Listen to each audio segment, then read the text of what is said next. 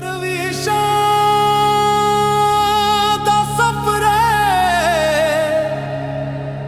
ਰੂਹ ਦਾ ਹੱਕ ਨਾਲ ਰੂਹ ਚੰਨ ਚੁੜੀਆ ਤਾਰਾ ਜਗ ਗਿਆ ਦਿਲ ਵਿੱਚ ਇਸ਼ਕ ਹਕੀਕੀ ਦਾ ਨੂਰ ਪਿਆ ਫਕੀਰ ਆਖੇ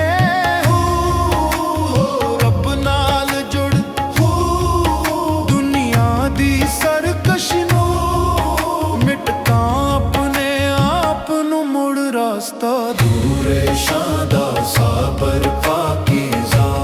नफ्स ते बूझ नाल लड़ सर्फ दिल नू साफ करो हर धड़कन नाल रब दा जिक्र हर सांस नाल वसा हर लम्हा हर पल रूहां वच हुए जला फकीर दी चुप वच राज नूर दा छुपा